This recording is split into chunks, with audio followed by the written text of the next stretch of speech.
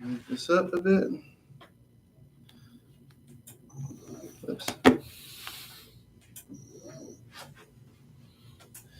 All right. So we're about to get into this. God, I look fucking tired, bro.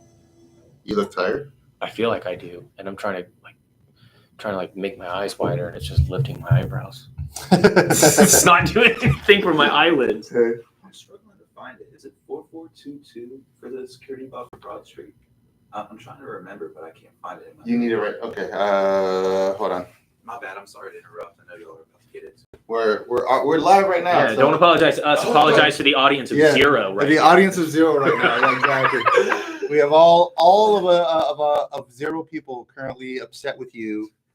Until you, my friend, see this, and then it is no longer zero. Myself. Yes. So let's like Schrodinger's cat over here.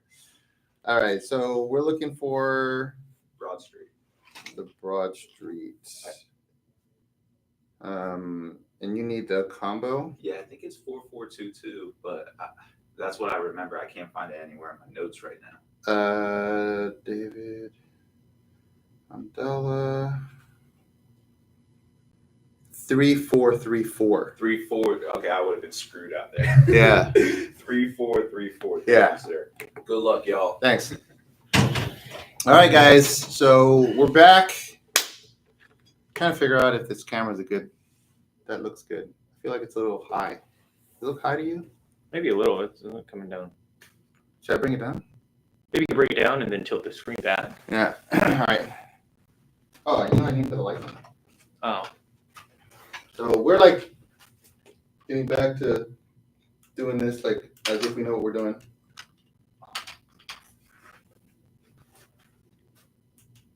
Just turn me into a ghost.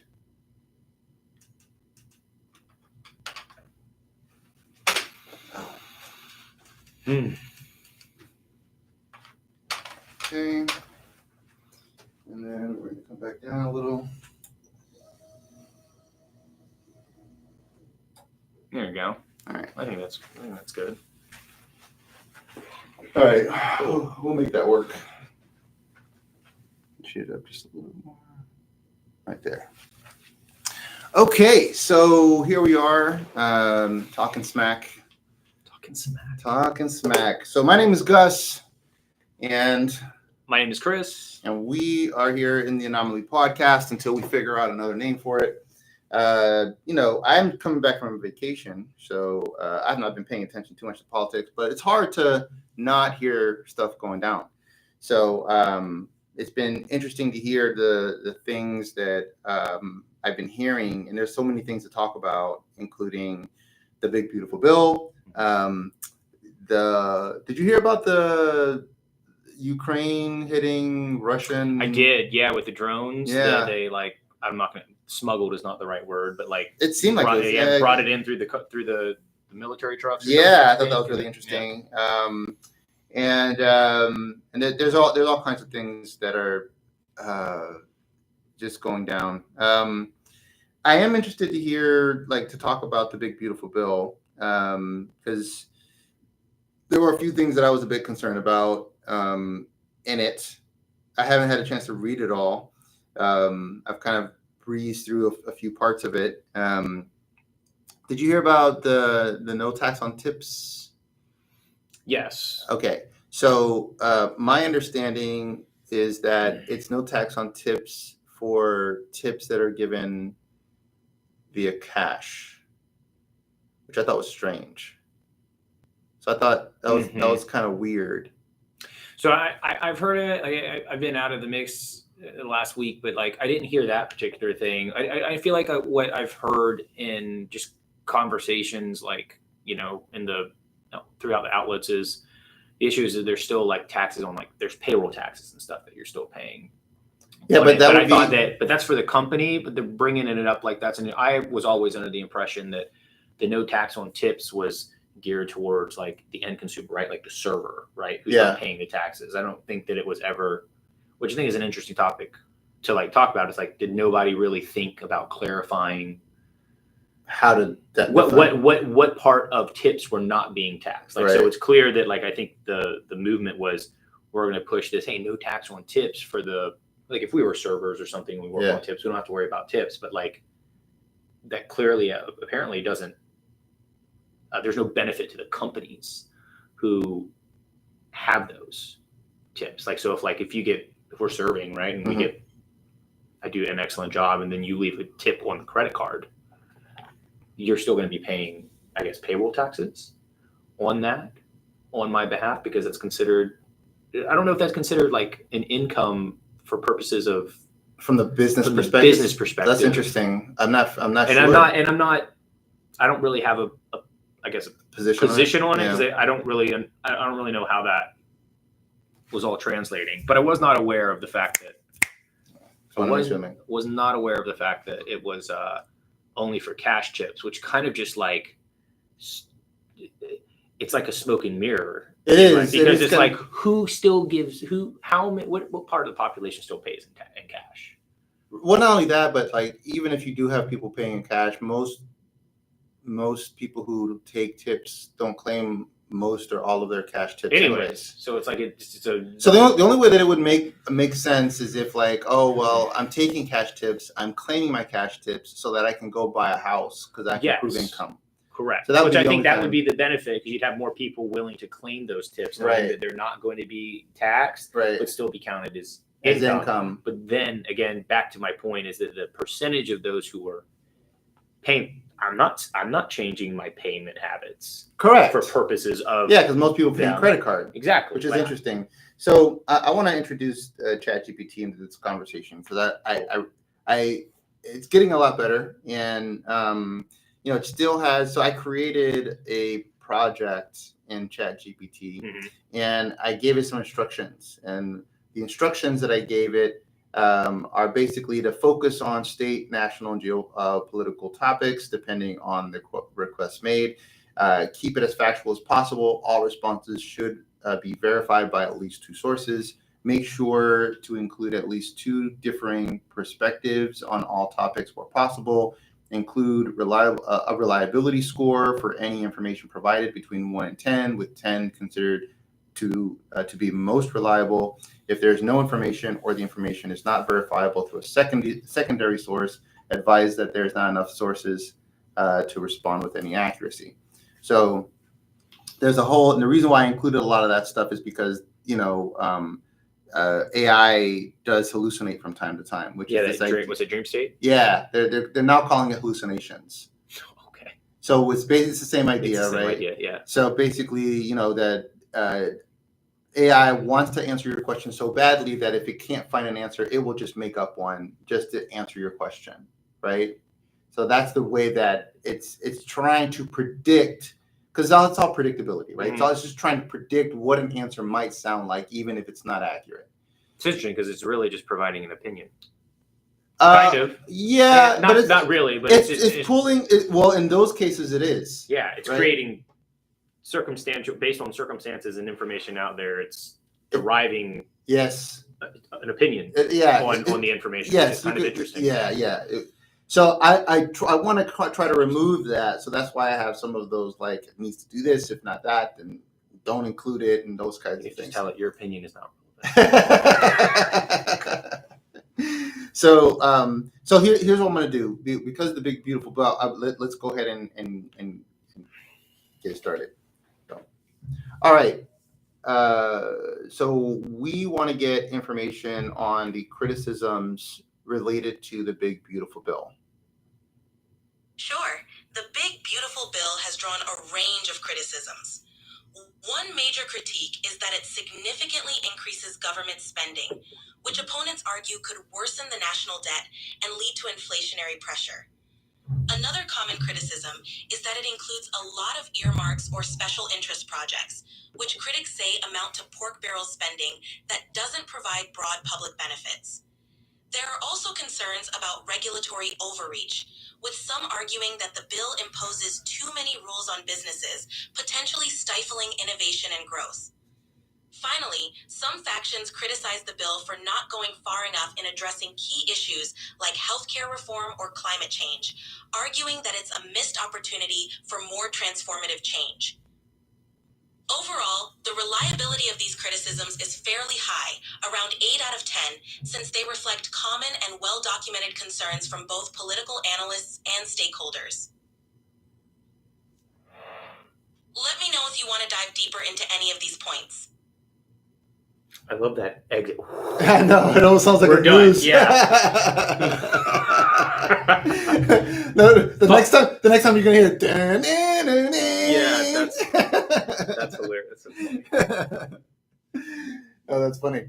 Okay, so those are some criticisms, and we know those are accurate criticisms of the Big Beautiful Bill. To the point of tips, let's see what it kind of talks about as it relates to that, right? So it's my understanding that there is a provision in the Big Beautiful Bill relating to how tips might be taxed, and the concern was that tips are only are not taxed when they are cash tips, but may be taxed if another payment method is used. How accurate is that? That's pretty close. The provision you're referring to aims to clarify how tips are reported and taxed. Under current laws, all tips, whether cash or electronic, are technically subject to income tax. The concern with the new bill is that it could make it easier for the IRS to track and tax electronic tips more rigorously, potentially increasing the tax burden on workers who rely heavily on tips. There's also a debate about fairness and administrative complexity, as it could disproportionately impact workers in the service industry. Overall, the accuracy of these concerns depends on the final implementation and enforcement of the bill, but the general idea is that electronic tips are more likely to be tracked and taxed more strictly. So what exactly is taxable from a server's perspective when receiving tips?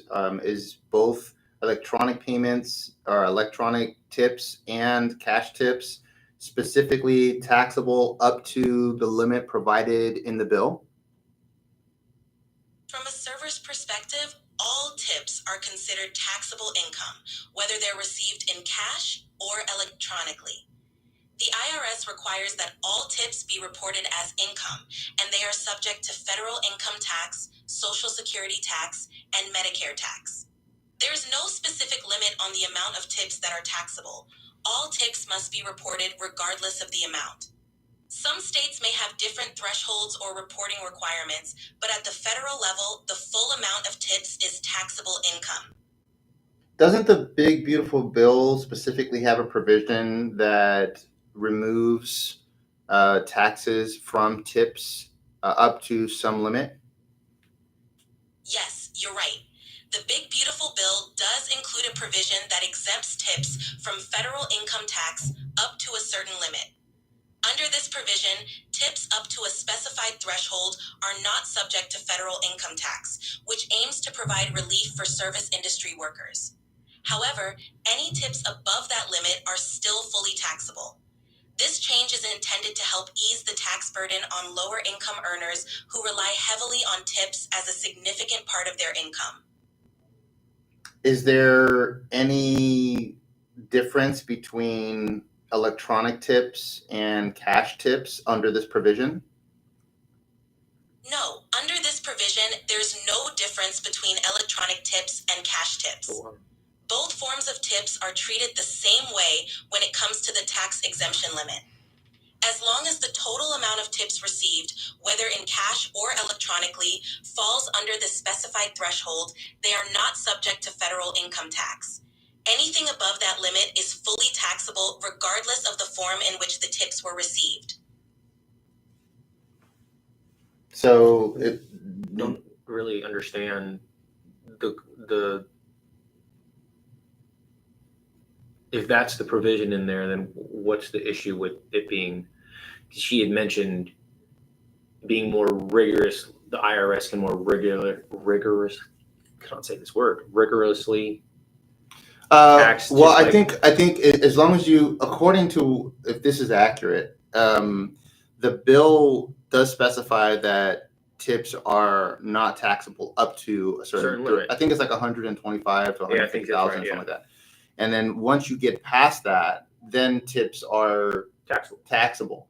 So I think what they're mentioning is if you're claiming tips, you're not paying attention to how much your income is, and your income happens to go above that $125,000 threshold, then the IRS would be more rigorous about taxing at that point. I don't think there's anything really wrong with that. Yeah, I don't think there's anything wrong with that either. So that seems to be fine. I don't think there's any issues there. So I guess whatever I heard about like it being electronic versus cash is not accurate. So I'm gonna need to go back to. I was actually chatting with my wife about this, and she had brought that to my attention. She usually does pretty good about doing homework on that, so that's why I was a bit confused about it. So, and I hadn't heard anything about it, so we'll have to see if this is actually accurate. Yeah, because that was the first time that I heard about it. Like I said, the thing that I've been hearing about, or I guess a point of debate on that no tax on tips is the payroll tax side of things. So I guess arguably, because I mean, and it's been a long time since I've been in the service industry, but I used to serve, right? Like when I was like, late teenager, early 20s. And I remember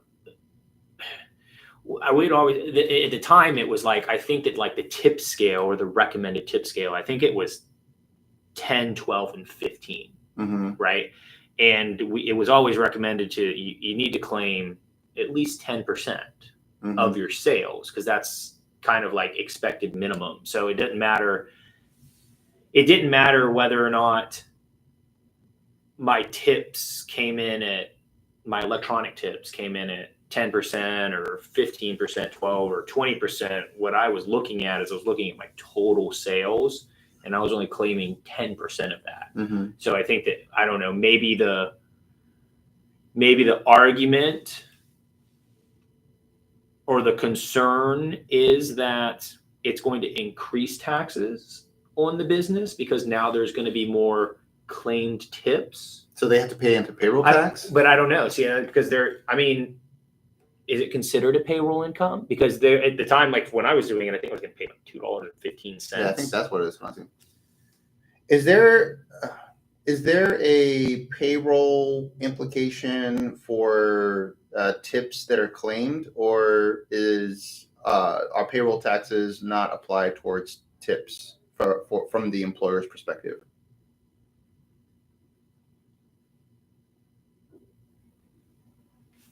Yes, there absolutely is a payroll implication when tips are claimed. From the employer's perspective, tips, whether cash or credit, are considered taxable wages, and they must include them in payroll reporting. This means the employer is responsible for withholding federal income tax, Social Security, and Medicare taxes on reported tips. They also have to pay their share of Social Security and Medicare taxes based on the tip income. So even if the tips come directly from customers, once they're reported by the employee, the employer is involved from a payroll standpoint. Let me know if you're looking at this from the lens of a restaurant owner, employee, or even for tax planning.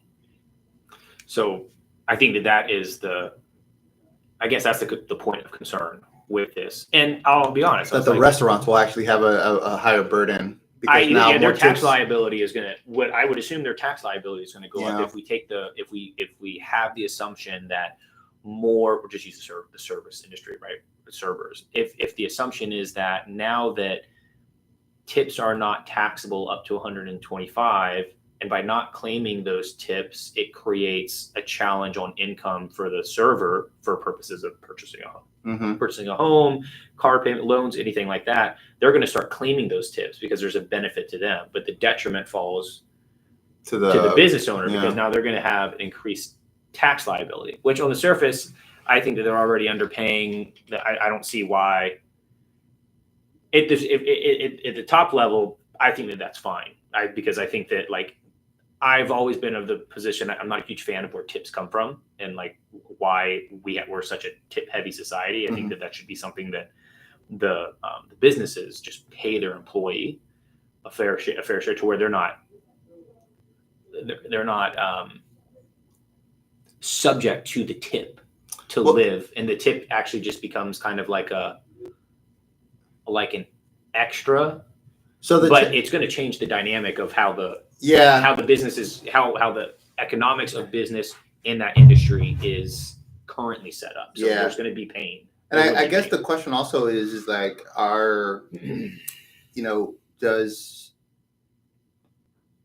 which would be better ultimately for the employee? Because like, is it going to be, so let's say, for example, they say, oh, well, you know what? We're going to stop this whole tip nonsense and do the European way and just pay servers a fair wage. Mm-hmm. Right? So what if the numbers work out not in favor for the waiter? What if the fair wage actually ends up being less than they would have made in tips, because people tend to be more generous on the whole.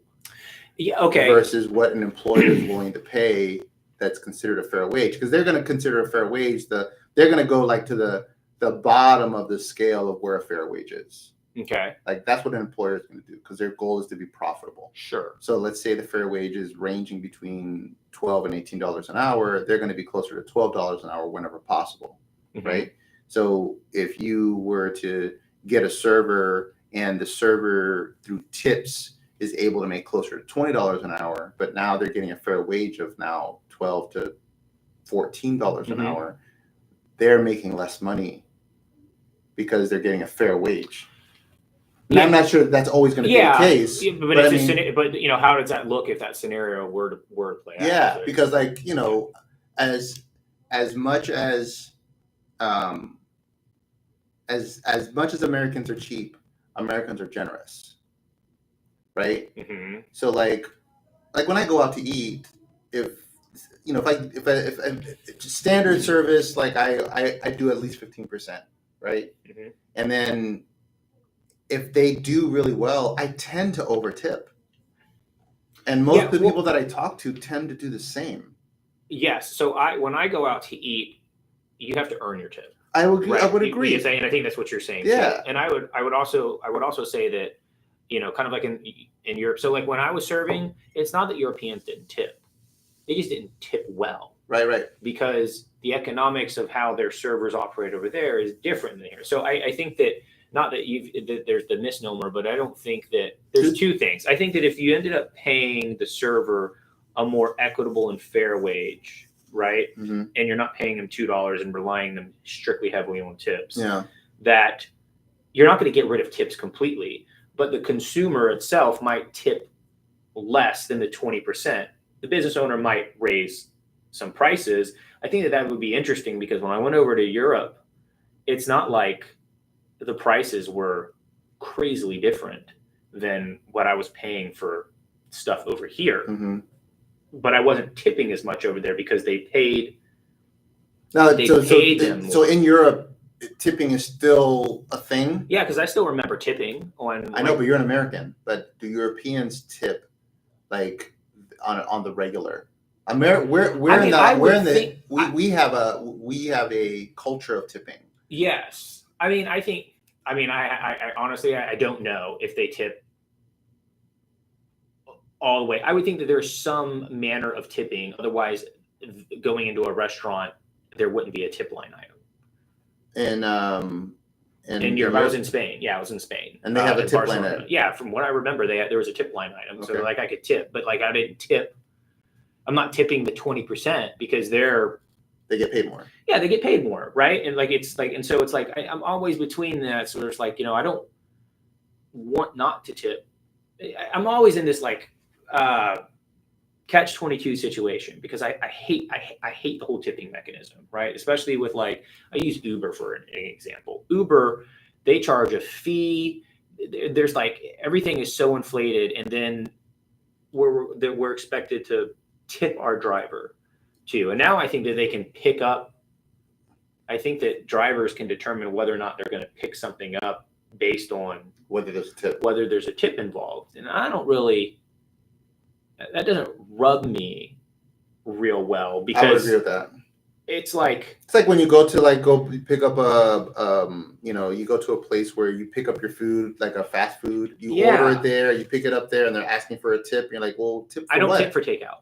Yeah. What did you do? You did what you were supposed to do. You didn't provide any service. So, and I think the same thing when people who are delivering the food. It's like that is the job, right? Yeah. And so it's like, and the way that it's structured right now is that you don't get paid well by the employer who provides that platform for you to provide that service, and you burden the consumer with that so that you and it just doesn't. I feel like the winner in that situation is the business, because it puts the 1099 or whoever the delivery driver in this, pits them against the consumer and makes the consumer, oh man, I've got a tip or I'm not going to get my food, or I'm going to get my food cold or whatever the case, what I'm saying? Yeah. And then if you do provide, like right now, it's just like everybody gets paid. I don't know. I'm just going back to like $2.13 because that's what I remember. Yeah, it being for me, and that could be different just because I'm not in it. But that's pretty standard. It's like a flat rate. But if you take that away and you're going to create a marketplace for servers, a waged marketplace where it's like, hey, well, I can work it, and they're going to pay me, I don't know, $10 an hour. I'm just gonna say $10 an hour, right? Or I can go and work at, Outback. They may only be paying me $7 an hour. But then, what is the sales I could expect to make during a shift? Mm-hmm. And then what is the expected tip on those sales from the consumer? And so it might be, it's like, hey, I might be making more on the hour at Capital Grill, but when you add in the expected sales number versus the volume I can create here, it actually makes more sense for me to work here, which is going to put pressure on the wages of Capital Grill if there's not enough additional sales volume for them to compensate with. The tips. I don't know how many people actually think like that, though. See, so I don't think the individuals necessarily think like that, but I think when you're talking macro, right, like that herd mentality, I think that you would see that play out on a large scale. But we don't see that now, though. So for example, what's preventing? I'm a restaurant owner, and what's preventing me from just saying, hey, I'm going to pay all of my people, instead of the $2.13 an hour, I'm going to pay all my people $7 an hour. And then they can also make tips on top of that. Like, what's preventing me from doing that? Well, because there's the incentive right now. And well, this is just me thinking, the incentive right now is for them not to do that, because they know that servers don't claim all their tips when coming through cash or other things. So if they were to do that, they're increasing payroll liability, right? From this point that we just talked. But if we have, but they're also increasing how much they pay. It's not only pay reliability, but then I think that you would see a change in dynamic in prices too. When you say pricing, like pricing from what they're selling for food and stuff like that, right? Or maybe there's less portion sizes, which Americans may not be extremely ecstatic about. But if you look at what our portion sizes are compared to the rest of the world and stuff, like our portion sizes are. Like they're pretty big. They're pretty big. It's kind of ridiculous. We can talk. That can lead us into a whole issue around health and obesity and like a whole nother rabbit hole, right?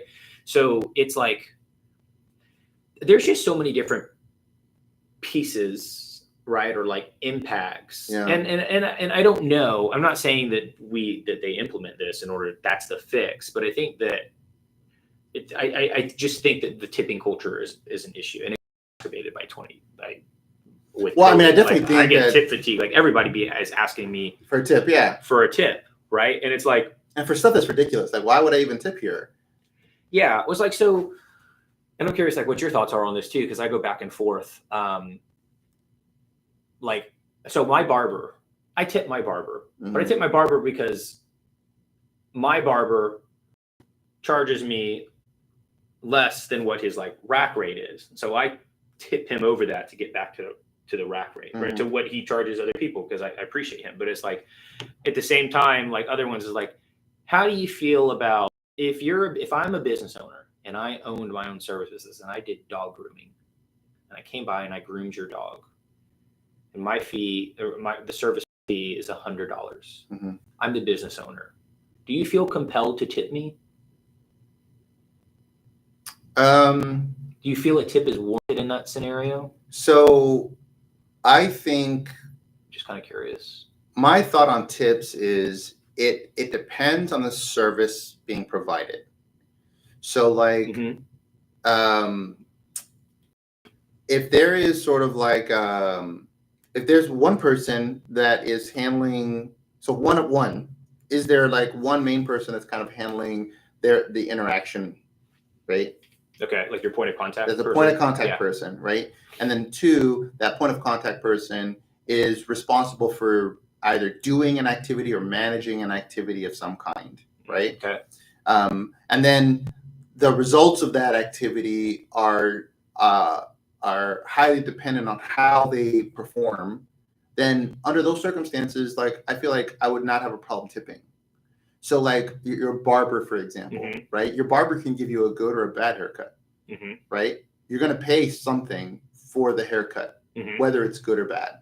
Yeah, right. The cost of that service. There's a cost of the service. Yeah.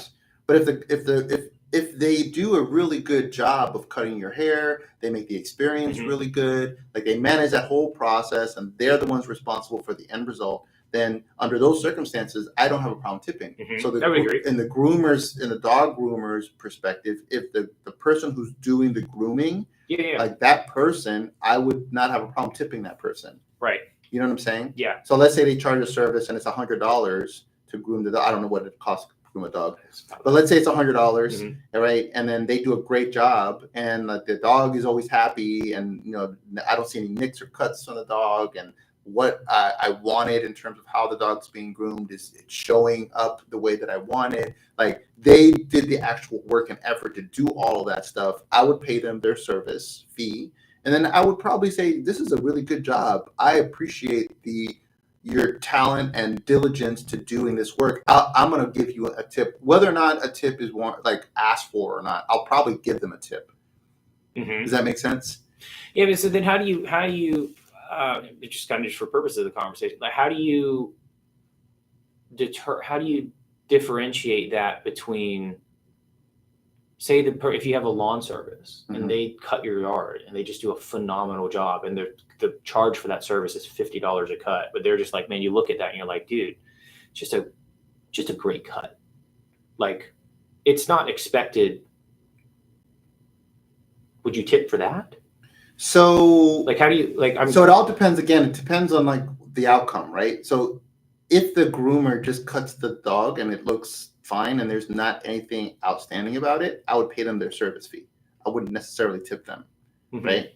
But if if the cut looks like, oh wow, this looks really good, I would do it, right? Okay. Now so it's subjective to your it becomes subjective to your. Well, that's what that's what a tip should be. It's subjective. It's subjective. So like if the lawn gets cut and it's just cut, right? Yeah. And it's like, okay, you ran a lawnmower over it and you did a good job of running a lawnmower. I'm not going to tip you for that. But if you ran the lawnmower and then you also cleaned up some weeds and you trimmed some of the hedges, and that's not part of what you had agreed to do, and like you're supposed to just put a lawnmower onto my lawn. Like if I see that, the next month I'm probably gonna give you a tip on that. Yeah. It's kind of like what I do with my barber too. Like if he trims up like my eyebrows or does like goes outside of just the cut. Yeah. So like if you do it, if you're like you're clearly taking pride in your work and you're doing extra, or it's like if I come back and he's like, hey, there were some branches that fell from the tree. I'm gonna go ahead and remove them. Is that okay? And that's not even part of the service. I'll be like, oh yeah, thanks. Like I'm gonna go ahead and throw another, I'm either going to give them cash there, or I'm going to next round. I'm going to give them I'm going to throw them an extra $25 or $20 for having gone above and beyond, because that's what tipping is in my view. Unless it's already an industry where like servers, they get paid on tips, so like it's a little bit different because there's sort of like a minimum threshold that they should be getting paid just for actually working. So we're burdened with actually paying their livelihood, right? Where a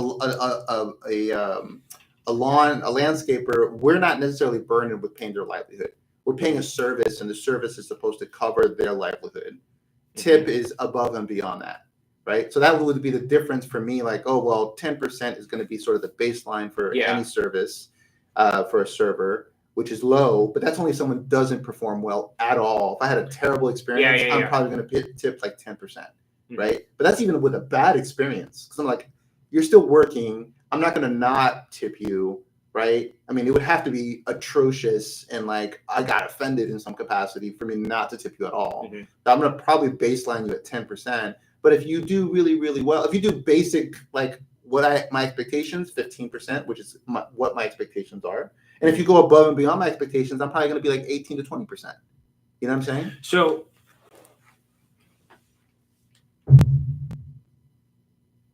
let's say you went. I'm going to try and play out a scenario here. Let's say that you paid. If they did just like what they were saying, you're using your number. You said 15%. Yeah. Like you'll do 15%. So let's say that you go and you're eating at a restaurant. Average bill is $100. Okay. Okay. Which means that you're going to pay $15 on that bill.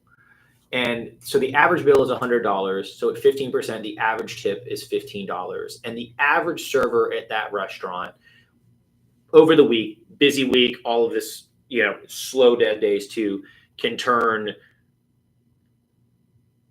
three tables. Can turn 3 tables an hour. Okay. So that's $45. Yeah. Okay, an hour. If the business paid, I don't even know, let's just say minimum wage. What is minimum wage right now? It's like $7 or $8 an hour or something like that. Is it still that low? It's pretty low. Okay, so let's say they pay them. In Florida, it's going to be 15 by 2026. So maybe it's gone up to, so let's say 15. Okay, let's say $15. So let's say 15. So they pay them $15 an hour. They can still turn 3 tables every single time. But now one of those tables tips that you would have tipped is covered by the wage. So now the tip difference is $30 on 300. So if they paid them more, would your tipping preference go down to 10%? Baseline? My baseline would change because I know they're getting paid a fair wage. But under this simple scenario, quote unquote, paid a fair wage. Under this simple scenario, there's a 10%. There's a 10% difference. There's 10% still left on the table from your 15, right? Because you had $45 on $300 in sales. The business an hour, right? You follow me? Well, 30% of 30% of their wages is now covered. 30% of their wages is now covered. So where I'm not sure where you're getting to. Because then you've got $30 still left on the table. If you've got $300 in sales, I see. 15%, that's $45. Yeah, that makes sense. Okay. Right. So there's 30, which is now 10% of the sales. So that means that in order to keep parity, you are not paying 15% on that sale anymore. You're going to pay 10% on the sale. Right. So would you adjust it? Would you adjust it to that? For based on like I'm getting what I'm expecting. Yeah, that would make sense. Right. So that, and then there's more. The way that I'm seeing it is now there is more capital expense to the business owner to ensure that server is a good server. Because at the end of the day, if a server doesn't provide great service, but the food is good, they may lose a customer because of the service, or they may not lose a customer because. But how would they know that? Like, you'd have to get someone who actually complained multiple times with a server before that happens. Well, I don't know. I can only speak from my experience. Like, if I have a bad experience, or if I have a good experience, like if I have a really good experience, I'll ask to speak to the manager. If I have a bad experience, or if I have an issue like with something, like I'll speak to the manager. Hey, look, server was fantastic. I agree, right? Or vice versa. Like, that's probably not the average person. But it's not the average person. Like my wife, for example, like if I have a complaint about something, she's like, no, don't. Like, she's like, please don't. Mm-hmm. She doesn't want me to complain. She doesn't want me to say anything about it. Like, because they see it as a complaint, not as feedback, right? I guess. Or maybe, because when I complain, I don't really see. I try not to complain. I don't like people complaining. No. I mean, I get what you're saying. But if I'm with something, like let them know. I want to let them know. But my wife is the first one to be like, hey, no, don't say anything. It's fine. It's gonna be okay. Like, no, but they should know. Like, no. Just I'd rather. And she's just from the standpoint of the business owner. Like, if I were the business owner, I would want to know. Correct. Yeah. But like for her, like it's almost embarrassing. I think it's like embarrassing that I would be like making any comments that would be criticizing what's happening with business. Mm-hmm. So like there's been a number of times where I would have commented, but I chose not to out of like just because out of respect for her. I don't want her to feel uncomfortable. Sure. That I don't say anything. Mm-hmm. And I'm sure I'm not the only person. And I'm sure like there are plenty of people that aren't as, vocal as I am that would like just not complain or just not say anything. So I don't know how much that would impact that dynamic. I would push back on that. I don't know how much like the employer, because now they're paying more, are going to be incentivized to get a better server. Like I think ultimately they want to have a good server, and I think ultimately they want to, they want to try to keep their expenses down. And the way that they're going to measure whether the server is good or not is how many people are actually making any comments or complaints about that particular server, which would happen regardless of how they're paying them. You don't think that would impact the quality of the type of server that they would hire at the beginning? You don't think that would impact the quality of the type of interview and interviewee and offers that go out if they knew that they were going to be making a higher payroll kind of payment? I don't know how much people think about that. The business owner? Yeah, I don't know how much people think about that. And we see that even in our industry. People hire like the first, like I'm because typically like when you hire someone, it's because you're overwhelmed and you're like, I'm at a position where I just got to bring somebody else in, right? I got too much going on right now and I got to bring someone else in, and then you want to get through that interview process as quick as possible. If someone looks halfway decent, like, okay, yeah, let's bring you in and let's get you hired, right? Because most people hire, like, they don't take their time to hire. Like they hire because they're kind of they're in a situation where like they have to fill a gap because they're overwhelmed. So let's look at a restaurant, which is always moving at 1,000 miles an hour, for example, and they are understaffed, which means that you got to bring in, servers to work more tables than they're used to and all that good stuff. And they need to fill that. Yeah. Right. So like, they don't have time. Like how long was the interview for any like restaurant gig that you did? Like usually it was just like they want to see, do you have a pulse? Do you look like you're not drugged out or anything? And then you're like, okay, you seem like a nice enough guy. This is what it looks like, right? Maybe they may ask you for some experience or something like that, but generally speaking, they're not really getting into the nuts and bolts of that. Yeah, but I would push back on the fact that that's because the cost of labor is so cheap for that. Like if you Maybe. were paying like the cost to train somebody, and you talked about the service industry and like the general managers push the higher up on the company to really have their focus on that, because when you do the cost benefit analysis, right, there's somebody up there that's like, macro, if we bring on this many people, some of them could be crappy, some of them could be shitty, some of them could be great, and if we have to let them go, the cost to train those people to bring them back on is it's within reason or whatever. If the cost of bringing on that employee is higher paired with the cost of training and or retraining, I would argue that they would be more apt to ensure that they're bringing on people. So for companies like a Cheesecake Factory, companies like maybe an Outback Steakhouse that are a little bit more franchised, systematized and stuff like that, that may be the case. But I don't know that for your average restaurateur who is like a small mom and pop, you're saying? Yeah, I don't think they're going to go through that. I think they are running as fast as they can by the seat of their pants, because typically they're not systematized. They're just doing it the best they know how, right? And any systems they have in place, oftentimes they're just like they're making up the systems as they go. They're not necessarily going from best practices or anything like that. Sure, but then you don't think which is most entrepreneurs in general. Even these chairs freak me out.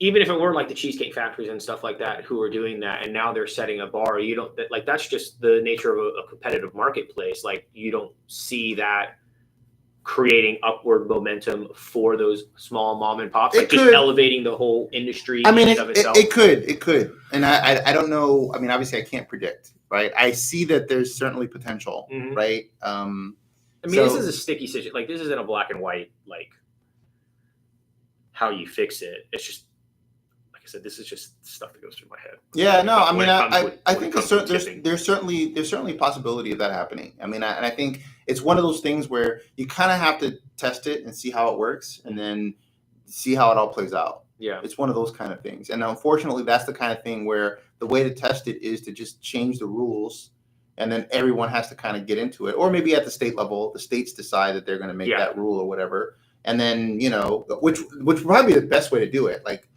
Find a state in the United States that just is willing to take that on and say, hey, listen, we're going to require that, for servers have to be paid some minimum that's more in line with what the minimum wage is or something like that, right? Yeah. So something along those lines where they're getting paid something closer to what would be considered a fair wage, quote unquote. And Florida, for example, is moving to a $15 an hour minimum wage. So maybe that's where they move to, as an example. And then figure it out from there and see how it all plays out. I mean, it could work itself out and be fine. It will be definitely a bigger expense for restaurateurs, and the biggest challenge with restaurateurs is their margins tend to be so small. Yeah, they tend to be slim. Yeah, so it's a tough business model. It is. It's a really, really tough business model, and I'm not sure. Like why it's so. Like how it got there. I mean, with the margins being so slim, like it seems like why would you take such a risk to even get into that business? Like it doesn't seem like a business that you're like, oh, I want, like it's like a passion business. Yeah. But then that can't be the case. There's got to be something to it because I mean, there are franchises. There's the Outback Steakhouses and the McDonald's of the world, right? Yeah. Obviously, they're building through efficiencies and stuff like that, but I can't imagine that the business started out being so marginal. You know what I mean? Like, I think it just has to do with I would just say that I think that expenses, like the cost of goods and like those, like the food and stuff, like if you look, those costs have I still think those costs have far outpaced income growth. Yeah, that's fair. Which directly affects the consumer's ability to buy your product at a certain price. So now you've kind of like pigeoned yourself in, you can't pay your workers anymore because your margins have gotten eroded between your upward mobile limitations on how much you can charge versus how much the consumer can pay. And then they're like, but prices have rose dramatically. And I was like, yeah, but I think that if we would have to go back and like do kind of like a case study or something, but I would argue that I feel like there was such an imbalance between prices rising and income staying stagnant that there's this massive margin that you kind of have to make up. Yeah. Whereas if incomes had gradually kept pace with where expenses were, I think that we would have seen on the larger scale, on the macro side, the consumers still spent more on average against those rising expenses that would have protected the business's margin. I would agree with that. I mean, a lot of that has to do, that gets kind of into, because one of the other things about the big beautiful bill is they have, so for example, for TSA workers, they removed their ability to unionize. They're trying to make a case for removing their ability to unionize. And what was the case for? What was the case against them? Because they want to make it. They want to make TSA. They want to make it easier for TSA to be more nimble, to be able to fire more easily, and to deal with security threats faster. So apparently, the way that the union is set up, they're making an argument that is a national security issue. Yeah, that is causing issues for security. And obviously that would apply across all TSA, which would be federal workers. It's a federal thing. Yeah, which is across the entire United States. Which TSA was implemented post 9/11, right? I believe so. Yeah. Okay. So, I am actually. It's interesting because most of my friends see me as kind of like right leaning, but one of the left leaning items that I'm actually in favor of is I'm in favor of unions. I'm very much in favor of unions. So, but I do have a caveat to that because unions, they can be detrimental. Well, the problem with unions is that they will protect. This is the problem, which is the thing that they're built for. They will protect the worker to the detriment of the business, right? To the detriment of the industry, you mean? Yeah, the industry, right? Yeah. So, like, even if there is, like, let's say there's a technological advancement or there is a change that needs to happen to make the business more efficient, but it will require a change in the way employment is handled, right? And union may come in and say, no, you're not going to change the employment component, right? Now the industry can't shift into that because... Oh, you mean like what positions you can and can't hire because of whatever the case may be, yeah. You know what I'm saying? So now that becomes a problem because now the industry can't shift and be nimble to and adjust to new technologies or innovations or anything like that. I would push back on that and say, though, and I don't think it's an executive power. I'm pretty sure it's a legislative power. But there is, we saw it with the train industry, right? Like the unions were pushing back, but Congress has the ability to, I don't remember what the act is or what it is, but they have the power to legislate to where it's like, if it's going to become a detriment to the country, like they can force them to go to work, right? Or like, I guess, pause, the protection of the union, whatever that is. So, I mean, I think that. You think that's good? I think that to be able to pause that. To be able to, basically say, hey, we understand that you have your collective bargaining and unions, and now the government's stepping in and say, you can't do that. You need to keep working. Well, if we're under the assumption that our Congress is working for the people, I think that is a, what's the word I'm looking for? I think that is a reasonable thing to have as a counterbalance to help prevent detrimental things, to your point, happening.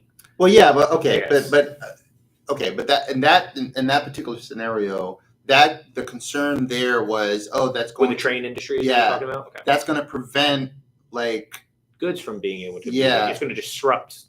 Yeah, everything. Highly disruptive, right? Yes. But that's the point of unionizing.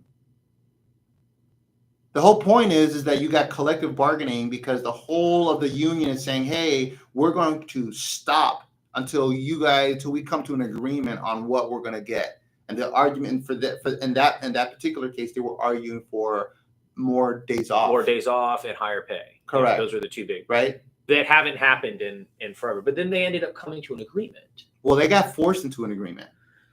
So what in that particular scenario, like, I don't think the government should have the right to be able to like remove their rights as a union to collective bargain. What they should have a right to is to force both parties to come to the table and make a decision on how, kind of like an arbitration. Yes, and say you need to make a decision on how this. Either you're going to make a decision, or we as the government will make a decision for you. Right, so it forces the employee, rather the employer, to have to play. Yeah, you know what I'm saying? Because if you take away that how it's currently set up with the legislature being able to like pretty much halt that bargaining power, and then you turn it into something where it's like, hey, if you guys can't figure it out on this timeline, then a third party, right? Like third party, whether it's political, or Republican or not, but a third party is going to come in and they're going to set the terms. Yeah, they're going to set the terms for you. I think again, people are going to have a problem with that too. Of course, but I think that's the best way. The best way. Like I think that's the best way. We have that in our contracts in real estate. Yeah. Right. If we can't come to an agreement, there's an arbitration or a mediator that comes in. Yeah.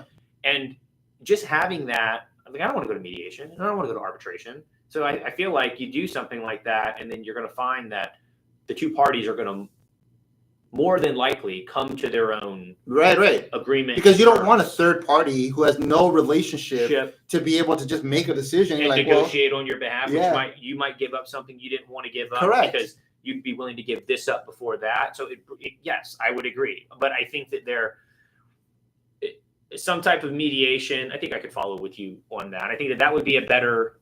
I think that's a better system. I think that's a better system than the government coming, because then again, that kind of goes back to the whole concern that like people have with large government and government, getting too involved and stuff. And there's times where I think that like, so that's the way, like for me, I think if unions, we can solve the union problem if there's like a regulatory system in the government that oversees like those kinds of negotiations. And if there is a union body that's trying to negotiate, because in that way, for example, if the concern is though that unions are going to prevent innovation, right, as an example, and the union body is saying, hey, we're going to protect our workers to, regardless of innovation. And the industry is like, yeah, but we need to innovate in order to stay competitive internationally, right? So, and then they're at odds with each other and they can't come to an agreement. This is when a regulatory system could come in and be like, okay, you got two options. You either come to an agreement by this date or arbitration happens, right? And you guys need an arbiter will come in and hear the case, and then they will make a decision. And then that way it ensures that they figure that shit out, or it's going to get figured out for them. Yeah. Right. I mean, I think that people have problems with unions. I remember when I was younger, I think that I don't want to say that I was against unions, but I just had like this negative viewpoint of unions. Well, because they do silly stuff like, for example, like I did in theater, for example. Give you guys a good example because they have a really silly. I did theater when I was in college, and movies and stuff like that. They all have similar kind of things. So, like, if you're an electrician, right, and there is I need to get into I got to get into. Let's say this stage, and then there's a door on the floor that I got to get into, right? But there's a hammer sitting on top of that door. If I'm an electrician, I can't touch that hammer because my union doesn't allow me to touch the hammer because there's a union guy that has to come in who's part of a different union who does the hammer. Oh, this is just a silly example. Yeah, it's one of those silly examples. Yeah. So I'd have to call and be like, hey, I need to get into that door, but there's a hammer sitting on there. They got to call a union guy to come in who's not even scheduled for the day to take that hammer before I can go in there. Like, how ridiculous is that? Well, so I think that, the deeper conversation around the power of unions. So when I see a union, I think that a union's responsibility is to protect the interests of wages of the worker, not to. And how do you do that? Is it by saying, "Oh, this is my job, and you can't take it, or you can't"? That's the argument. That's the argument. But it's like, because oh, you're taking a job from a union guy that would be taking that hammer. We gotta bring that union guy in to pick up the hammer. You know so then there's got to be, and that's a deeper, I guess, comment, and that's a whole other nuts and bolts thing. But it's like, okay, within reason, like, what does that look like? Like, if by me taking that hammer off, is that really impacting your job or the job security? Right. I think it comes down to job security, not just that's my job, that's your job. Yeah. And you guys do it. It's like, no, it all should be for the long-term protection of the job security of that industry. Correct. That's what a union, in my opinion, should be. And I think that benefits the workers, that benefits the economy, that benefits a lot of things when implemented correctly, responsibly, and not based on a hammer. Yeah. Imagine the employer, like, hey, why was this guy called in for 2 hours? Well, there's a 2-hour minimum for any of the employees that come in. Just ridiculous. And then they had to come in to remove a hammer that was in the way of this electrician being able to go in. Well, why couldn't the electrician move the hammer? Well, the electrician, that's not his job. That's not the scope of his duty. Yeah. You see what I'm saying? Like, I'm paid a 2-hour minimum, assuming the 2 hours isn't the minimum, right? Because otherwise they move the hammer and then they're sitting around for another like fucking hour and 50 minutes. Yeah. Like, what? Like, this was great. You get 10 more of these. Yeah. So like, it's just, they have ridiculous stuff like that. Yeah. You know what I mean? And it's like, it's crazy. So like, I think that unions get a bad rap because they do stupid stuff like that. And then people then they wonder why people hate unions and why employers hate unions, because dude, you're doing some stupid shit. Like, do the stuff that's really you're meant to do. Don't be ridiculous about it. Like, that's absurd, you know? Yeah, it's kind of like, it works whenever you take the assumption that both parties are operating in good faith. Correct. It comes down to good faith. Yeah. Right? You know what I mean? Like, if it's like, hey, the conversation is like, hey, this isn't ideal for us and for our union. However, here, this is the benefit of doing it. And it's kind of like that compromise. And we got to have good faith that they're going to work with us just as much as we're going to work with them. Yeah. Right. And I kind of feel like we kind of, just in general, maybe we've just gotten to the point, like, one of our foundational things at our company is win-win or no deal. Right. And I don't know if that's necessarily how the majority of negotiations operate anymore. That's true. You know what I mean? Like, we want this to be a win for us and a win for you. Because at the end of the day, we want you to continue to want to do business with us because we're a good partner in this. But you've got to respect that we want our things. We have to respect that you want your things. And, the word compromise just seems to be it's a bad word. A dirty word. Yeah, it's a bad word. It's just not a good word. It's like, how can I, unless I can steamroll, I'm just going to stand. I'm just standing firm. I'm just not going to come. And that's unfortunate because it prevents forward momentum. And I think that if this bill specifically is removing like union rights, for example, like at the federal level, then that is setting a precedent across all federal departments. Mm-hmm. And that's also starting to set a precedent for like how the public sector is going to operate as well. What if unions were like more on like the state level? You know what I mean? To where it's like you've got instead of having like one automotive union, right, and it oversits everything in the country. What if like unions were set up to where they were unionized per state, to where it's like, would that not? How'd that fix the problem? I feel well, because then you wouldn't have the issue of like national security or being a detriment, because it's like if you can't do something here, if this union's not going to work or move, it's like, okay, well, maybe we'll start doing our business with, it might cost a little bit more, right? But you could go, oh shit, you guys are here, whatever union is here in Florida, you guys are, playing hardball, you want to do it? Well, we're going to go and secure our services and our products from the union up here in Georgia. Yeah. And maybe we'll pay a little bit more, but the bargaining power is that, hey, we might have to pay a little bit more, but you're not getting anything.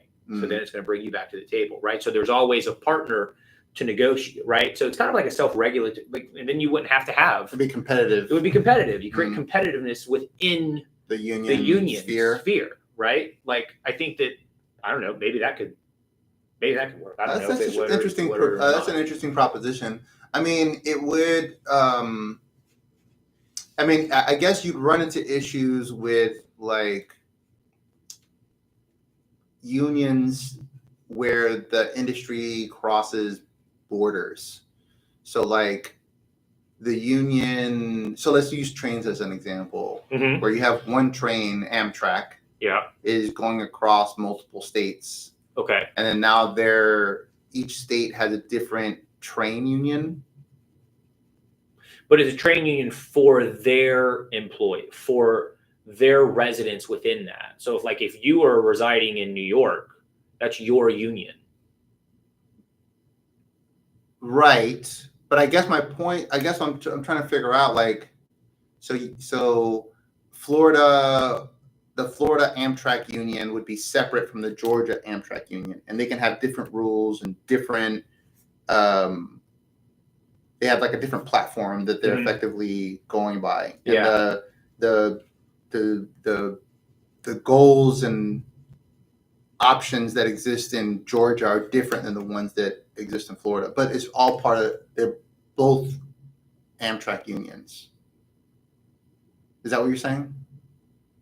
Well, it wouldn't be just Amtrak, right? It would be the union for Are you saying the whole railways. under this example, it wouldn't be like a company specific union. But the way that I'm seeing it, so let's use Amtrak. Let's just say it's simple as Amtrak. It's like, okay, well, if the Amtrak union in Georgia is having issues, we can't come to an agreement because their workers are not getting paid what they want or whatever, then it's like, okay, well then we're going to go over to. But you still got to use the Amtrak workers in Georgia because the train goes through Georgia. We don't necessarily have like the conductors and stuff. You mean? I mean, there's still like maintenance and service, and like if I own Amtrak, yeah, Amtrak is subsidized. But let's say I own Amtrak, I still need people to service the rails and the electronics. The power industry does this all the time. Like when hurricanes and stuff come out, they bring people from outside. They bring the line workers and stuff from outside to service that. So that's an emergency situation. Typically with unions, that is not permitted. That would be exactly. So that would be a change in the infrastructure of how unions are set up, right? So that it's not like we just implement that, but that would just be under that scenario. If it were to do that, like those would just be things that would need to be hashed out. Because in my mind, I'm like, okay, well, if we're having trouble, then we're gonna bring in some people from another state. Maybe we have to pay them time and a half or pay them a little bit more. But if they have the free time to be able to do it, they're going to come and they're going to service that for that extra time for a short term, and it's going to put pressure on this union to come to the table and negotiate because they currently right now aren't employable or they're not getting the work. Mm-hmm. So until they come to that agreement, and then you could it's just that's like how I and it's probably not black and white like that, right? Yeah, it's probably very like high level, and there's a lot of nuances that I'm probably not taking into consideration. Sure. I'm not an expert in unions and stuff. I see what you're saying. Yeah, but it's just creating a different approach is really. It's just like an all for nothing right now, right? Yeah. If you have one union that controls the entire industry on a federal, I don't want to call it a federal level, but on a national level, you don't have anywhere to go. Yeah. You know what I mean? Whereas like if you have, and maybe it's not by states, maybe it's by region. Yeah. Right, but you create there's no marketplace for the union. There should be a marketplace. That's interesting. That's an interesting perspective. Right? Because if we take the position that free markets and marketplaces drive innovation, competitiveness, and like fair wages. But I mean, so I guess it would be you'd have to figure out how to play that out, because when you're dealing with local business, that would be difficult. Mm-hmm. Because if you're you have a McDonald's, food service union, right? As an example, so there's going to be a Florida-based McDonald's food-based union that either multiple food-based unions. Is that what you're kind of thinking? I mean, I'm thinking it's like industry.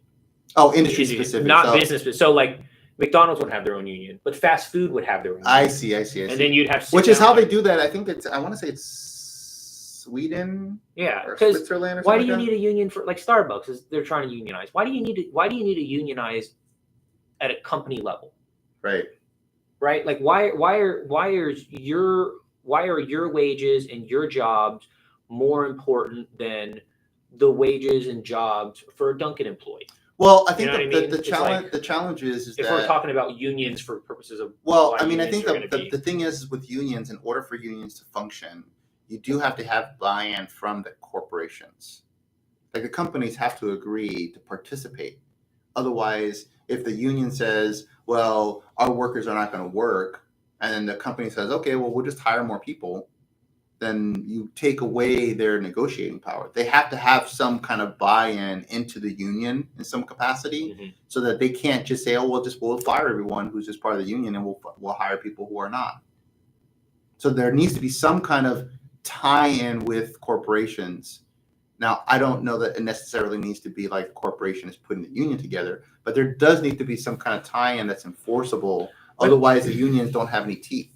Well, I think the unions would have to position themselves where there's a benefit to being in the union, right? To where it's like, hey, we'll go and hire other people. Well, you go and hire other people who aren't part of the union, then the union has to showcase the value of being part of the union and working in these areas and working in these capacities. So that's that. Okay. So then, right? How would you identify that? What's the value for a corporation to use union workers versus using whoever? Well, I think it's on the union I think it's on the union to showcase the value of being part of that union as a worker. Well, that's not going to be hard. What's going to be hard is going to be like the employer. But if you do that and you have all of the potential employees bought into, if they're going to work in this industry or in this role, that you should be part of the union, then you take the workforce away from the corporation. Yeah, that's hard. I mean, it's hard, right? But like, because you're still going to have people that like, I don't want to buy into that, and I just want to work, and I'll take the lesser money just because I'll take a job. So then again, it goes back to then that just becomes part of negotiations. That goes back to, it's like now the union has to consider that as an option, and it weighs in on how they're going to negotiate, what they're going to accept. It just all comes into play. It just all comes into play. Yeah, it's kind of like if we're in our industry, right, and we're operating on commissions, it's like we've got to take into account the fact, hey, we know what we're doing, we know what our value is, and like our fee is this. But if somebody comes in and they're willing to do this fee, the question is like, do I want that business? So, am I willing to make an adjustment? From a corporate perspective, where they have like full systems in place already, like I guess you'd have to figure out a way to get them to buy in to participating with unions. Either they have to be bought in, or they're going to have to be required to participate. So, like in New York, for example, and some of these other northern states, like the whole state is sort of union friendly, and these you can't pump your own gas. Employers are and that's Jersey. That's in Jersey. Sorry. But that is part of, like, corporations have to abide by that. They have to participate with unions. That is part of the way that they've structured their union system, where there is an obligation to participate with unions. Well, where in Florida, there are unions in Florida, but there's no obligation to participate with unions in Florida, right? That's what the right to work state model is. Well, then how well does the unions work here? And I think that's a good case study, right? Like, I mean, the union might not be as big, but I mean, the people who are part of the union, are they better off, even though it's a right to work state, like here in Florida? Like, so you'd have to look at that. I'd be interested to see, like, what kind of teeth can a union have if the corporation can choose to work outside of the union, right? Because the union is advocating for the employee, right? And if the employer is not required to utilize a union and they want to pay whatever they want, so let's say the union says, hey, well, $20 an hour is really the right number to pay an employee for this job, right? And the corporation says, well, I don't want to pay $20 an hour. I'm okay to pay the $15 minimum, right? And the union's like, well, no, it's $20. Well, then, okay, well, I'm not going to hire then your union person. I'm going to go ahead and hire just Joe Schmo over here who will take 15. Like, how do you get the corporation to buy into using the union person who is protected? That's the whole thing that they're fighting now, is like they're doing everything they can not to have unions within their corporation, because they don't want the employee to have that kind of bargaining power. Well, I guess maybe it comes down. So I'll do this in two parts. So I think it comes down to, like, what can the union show the corporation and the value of their employee, or the value of their union participant, right? Are they more educated? Are they more qualified? Do they do these things? I go back to kind of like they're just a higher quality. It's kind of like the Section 8 program, right? So everybody has this negativity of Section 8 program. Section 8 program is actually, from the landlord's perspective, it's great. It's a great program, right? Because you're guaranteed. You have to, as the Section 8 tenant, right? We could use this as the union worker, has certain obligations to uphold in order to stay part of that program. To keep their status. Right? Which needs, for purposes of this conversation, a union worker has to have higher standards than somebody that they could pick up off the street. Whether that's, hey, you hire our union people, we train your union people. We train our union people to do the job. So they're more versatile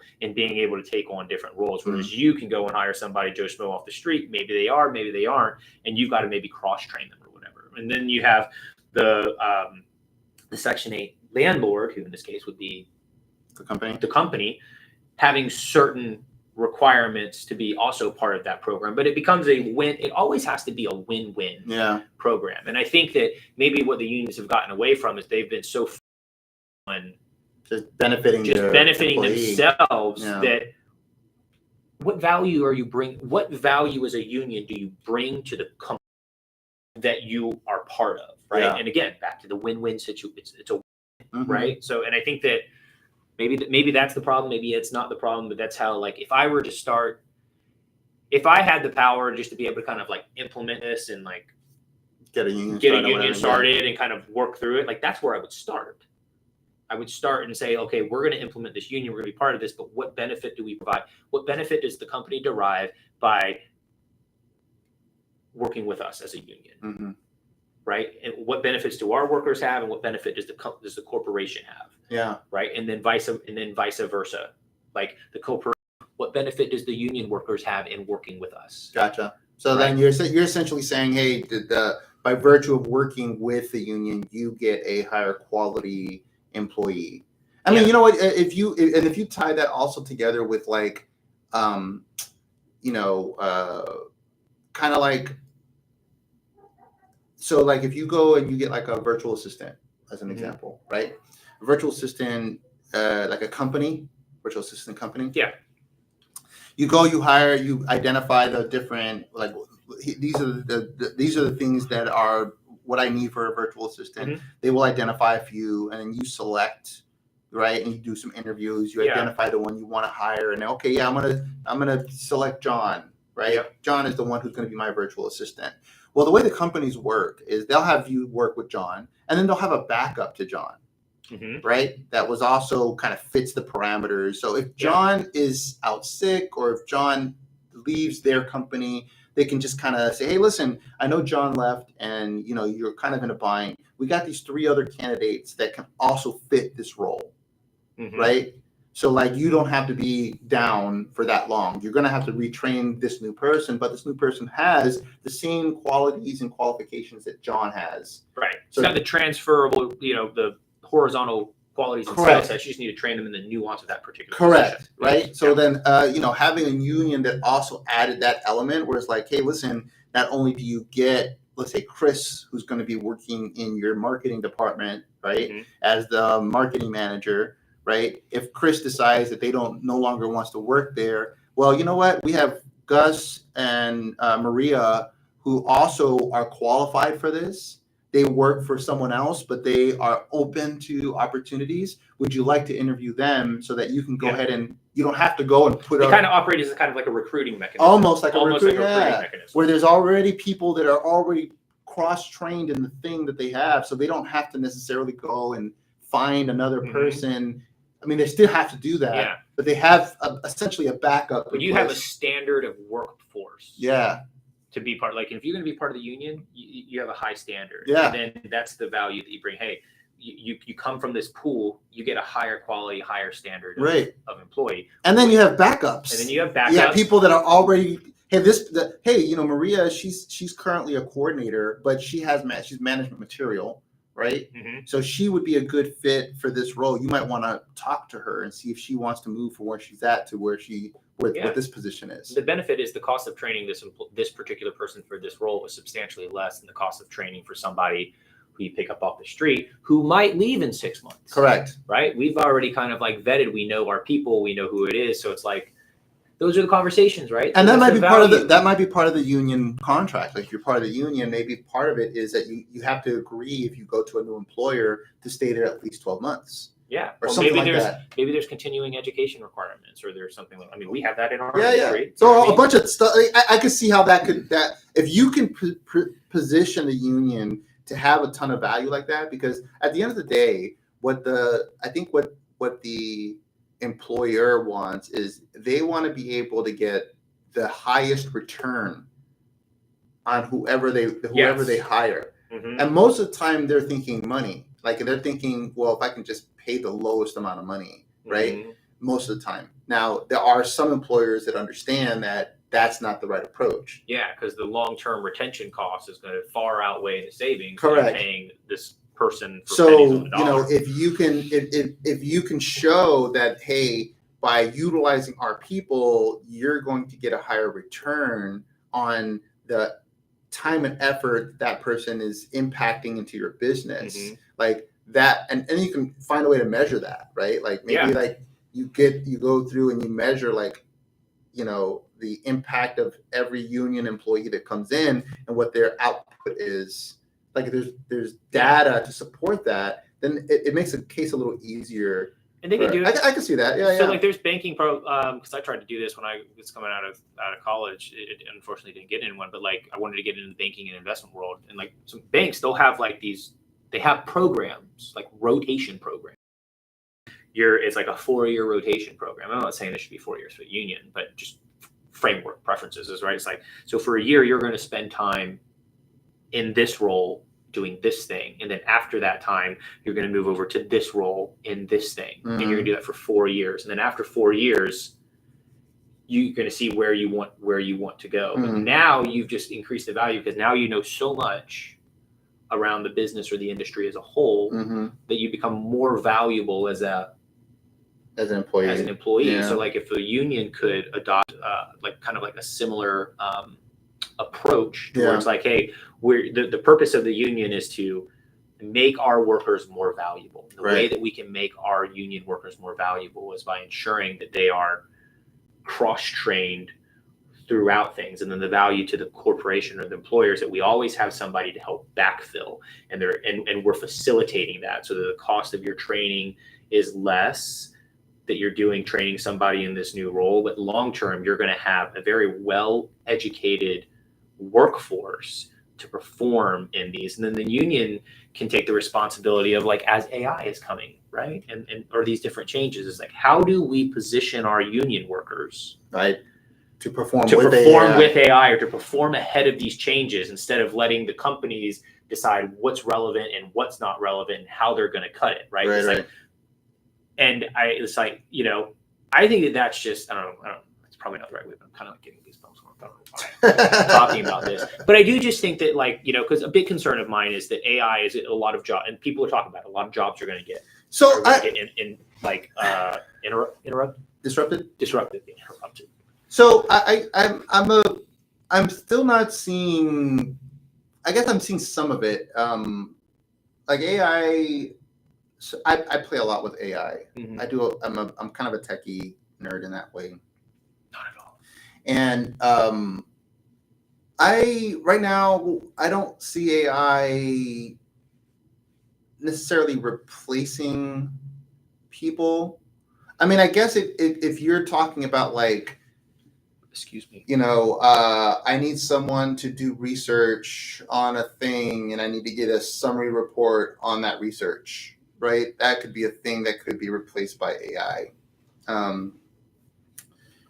I don't see like mid-level or high-level work being replaced by AI. It's a lot of very, very low-level stuff, and it's all desk-level things. But that's where a large amount of the workforce is. Like just like in low level, like back office stuff, like even in the banking industry, like a large amount of. I mean, just think about how a business is structured. You've got like the CEO and the C-suite, and you got middle management. Like the workforce gets larger as you go down that hierarchy. I mean, so if the lower stuff is going to get, it depends on what it is, disrupted. Though. I mean, there are, like, for example, one thing that's certainly being disrupted right now is software development. So AI right now, like AI agents have the ability to essentially write code and stuff like that. Yeah. So I'm actually using a tool right now that's doing some of that, and it's really interesting the way that it's functioning. I don't know how well it's going to ultimately function. It's going to change the way coders operate, right?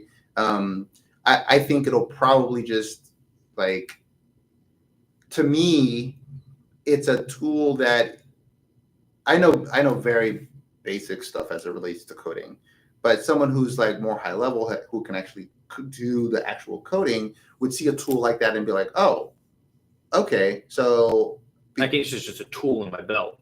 Like they like it's a superpower now. Like I could just, I'm basically adding nitroglycerin to my abilities. Yeah. Right. So now instead of me taking 2 weeks to build this thing, I can do it in 2 days because the software will do the writing, and then I can go ahead and just evaluate to see, like, tweak here, tweak there, touch this, right, make adjustments, and then now I have my version. And instead of it taking me 2 weeks to do, now it took me 2 or 3 days, right? So like, but that doesn't necessarily replace. But you're talking about the people who understand that and can see that and can position themselves with that. And I would argue that for good or bad, right? The average person who's filling these jobs don't do that, or they don't have that skill set to adapt. Like there's going to be a large portion of people who they're paper pushers. I'm going to call them paper pushers. It's a bad word, but they just do the job. They're not thinking about how they're doing this other job. So if you got like those people, right, who I would argue are a little bit higher in whatever hierarchy of the chain they are, they're going to start doing that stuff. And then the people below are going to end up getting their jobs disrupted. And then that goes back to them not being well cross-trained in how their skill, how to adapt the skill, which back to our scenario of unions, where I think that's the benefit of like a union system. Yeah.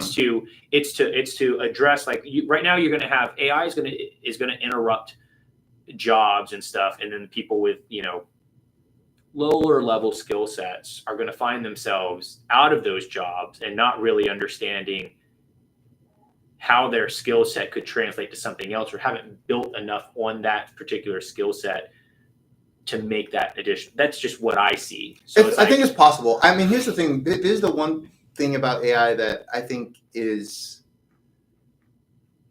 sometimes is not recognized. It's not like when the car came in and replaced horse and carriage, or when the internet came into fruition, right? Replace the phone book. Yeah.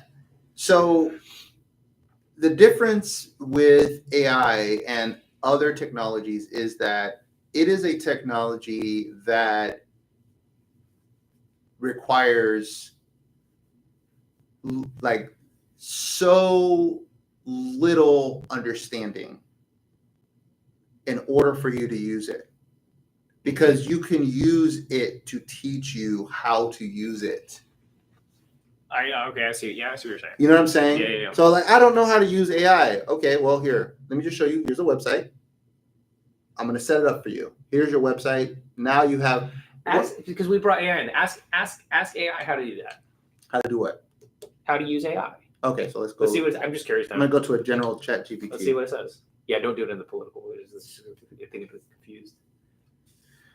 So let's pretend I know nothing about AI at all. I want to understand, how would I use AI in for work or for my daily life. I don't know how to use it. What do I do? Sure thing. Think of AI as a tool that can help automate tasks, provide insights, and make your day-to-day work easier. For example, in your commercial real estate business, you could use AI to analyze market trends, predict property values, or automate client follow-ups.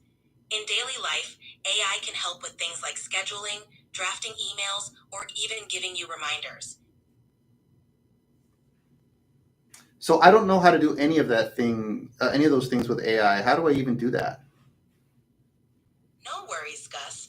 Getting started with AI can seem overwhelming, but it's actually pretty approachable once you break it down.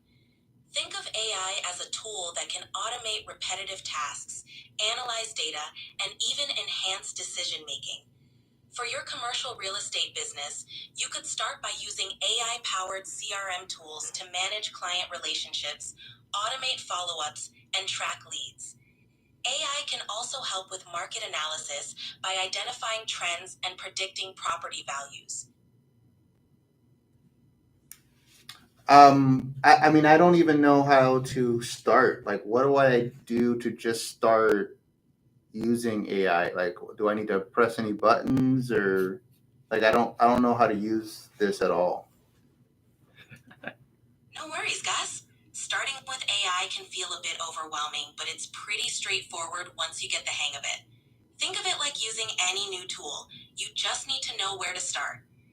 First, identify what you want to achieve with AI. For example, do you want to automate some tasks like scheduling appointments or get insights on market trends? Once you know your goal, you can choose the right AI tool. If you're just getting started, you can explore user-friendly platforms like chatbots, virtual assistants, or even built-in AI features on your phone. For something more advanced, there are platforms like Go High Level or even AI tools integrated with KW Command that can help automate parts of your workflow. So I think it would have to start off. That's kind of interesting. I think it would have to start off. You have to give it some type of baseline on like what your lifestyle is like, or what your day is like, or what you do, right? Just in general, and then prompt the question: How can AI help facilitate this? Yeah, because it's giving general answers on how on AI everything. can how can AI impact in general. So for you out there in the audience, that's how you start. To all of our followers. Yeah. So I think that it's cool because it kind of gives you like it will show you how to use it. Yeah. You know what I mean? And that's circular in that manner. Yeah, which is kind of cool because like if I don't know what to do next, I just literally say, hey, well, what do I do next? Right? And then it'll say, what to do next, which is kind of cool. You got to be specific about it, otherwise you get this sort of general stuff, generic answers. But like, which one is that? What AI is this? This is ChatGPT. Yeah, 4.0. Oh, I've never used the speaking function though. Yeah. So I use the speaking function to brainstorm ideas, to talk about things, to like if I like for example, for today's session, I was like, what are the top things going on geopolitically in the world, and give me a top 10 list, and it kind of gave me top 10 list and blah blah blah, and then I say, hey, what you need to tell me more about number 3, and then right, and then we'll have questions, and then you can almost have like a conversation with it to some degree, right? So so it's a really powerful tool, and right now it's more like enhancing yourself. Yeah, it's enhancing your capabilities more than replacing. Like it's not necessarily replacing anybody. Like there's not for example, I'm looking to hire an admin, and AI is not going to be able to do that, right? Hire an admin. Yeah. No. I can't. It's going to be the admin. Can't be the admin. Yeah. Right? Yeah. Because I needed to engage with other people, and I needed to look through things, and like there are some AI agents that can do some components of that, right? So hey, I need to, let's say I'm looking to do content, and for commercial, and I want to improve the content for my commercial business. I can say, hey, I want you to find all content on YouTube that is commercial related, that has more than 100,000 views, and that has more than 25 comments. Yeah. Right. Because I'm looking for the most engaging content. Right. And then it will go ahead and identify what those are, and then I can even say, hey, I want you to analyze the content in these videos and tell me what's in common about these videos. Yeah, you to be able to understand, like, how do I create content? Kind of like a research assistant. Correct. Not necessarily the person. Correct. So it's an enhancement tool, right? So like it gives me the ability to do more, not necessarily like it doesn't. I have not been able to find a way for it to replace anything. You know what I mean? So I mean, there are some tasks that I can give it that I could, in theory, give to like a personal assistant or something like that. But they're sort of really quick and fast, like, hey, do some research, or right. But anything that requires a little bit heavier duty lifting, I can't really get the AI to do. You know what I mean? Like AI agents are really impressive, which is sort of the next level of AI, where they actually do some tasks. So for example, an AI agent, you can say, hey, I want to order a burger and fries for lunch, right? And then, my address is 1200 Oakley Seaver Drive, as an example, right? And then it will go ahead and say, okay, well, it's going to ask, well, can I get the credit card? I give it my credit card, and then it will go ahead and find where can it order a burger and fries locally, right? And then it will say, okay, well, how do I order that. Is there any way to order it online? And it'll find a place to find a burger or fries to order online. Mm-hmm. And then it will say, okay, how do I get this back to Gus at 1200 Oakley Seaver Drive? And then it will say, oh, well, you know what? There's a tool called Uber Eats that will deliver that burger and fries to Gus. And it will do that. Mm-hmm. Right? So that's like a personal assistant. Hey, can you order me lunch? Right? So that's something. It's not nothing. Yeah. It's not nothing at all. Yeah, it's not nothing. It's impressive, right? It can't plug into your account and actually order it, though. Right? Yeah. It can now? You can. Like, you can't tell it to order not you a ChatGPT. hamburger. There are AI agents that will plug into those accounts and that will do those API into your. Oh, okay. That can do all of that.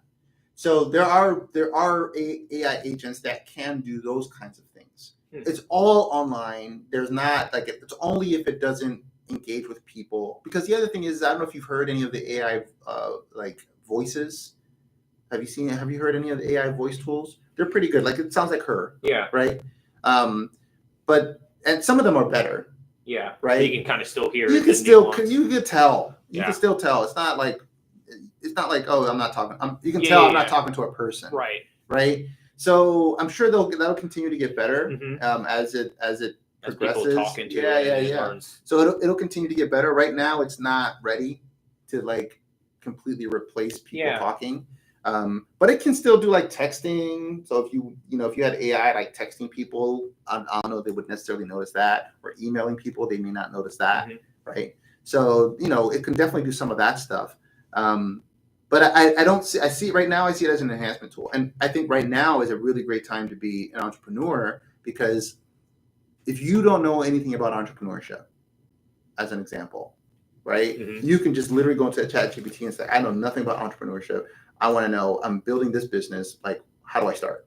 And it'll tell you, do these steps. You could even be like, hey, just tell me one step at a time, because it's going to give you do these 25 things. Right. But I overwhelming. Hey, just give me, what's the next step? I just want to know what the next step is. And then when I finish that next step, I'll let you know. And then you let me know what the next step is after that. Right. And then it'll tell you, okay, do this next step. Right. And then I did it. Now what? And then they'll be like, okay, do this next step. Right. And it'll just take you step by step. Thing. Yeah. And you're like, okay, I'm here. I'm not making any money. I need to figure out a way to make money to sell my widgets. Right? How do I do that? Yeah. And then it'll say, okay, well, the next step to do that is here, right? And it'll just tell you what to do. So I think that it's a tool that will give people the ability to do more with just their phone, essentially. Yeah. This is kind of right now, it seems like it's more of an assistant and advisor. Yeah. Limited advisor, right? You take it with a grain of salt depending on what happens. But I would say it's not necessarily take it with a grain of salt. I mean, it's pretty on point. It's 90%. I mean, I would say that it's pretty solid, because I've used it to help with my bookkeeping. Yeah. I've used it to help with planning my 135, my 411, self-identifying goals. Yeah. Actionable steps. So, I mean, it's good. It's good. It's really good. I mean, I would say 90% of the time, I have no problems with it. Every once in a while, you get what's called a hallucination or a dream, right? So, you do have to just kind of check it. Sure. Right. Yeah. So it's it needs supervision, right? It's like a child. It needs supervision. But yeah. So, but I mean, but it's not, at least right now, it's not game time replacing people right now. I would say like I said, I'm doing some there's a coding tool that's working, but if I were a developer, I would not see that as a problem.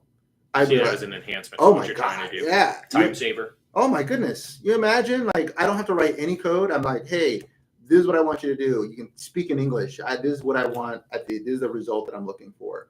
And then you can also speak in your tech language to say, fix this, fix that, fix these other things. Right. And you have the ability to access the code to do the stuff yourself. So I don't know anything about code, but do those coding AIs, do they write very clean code?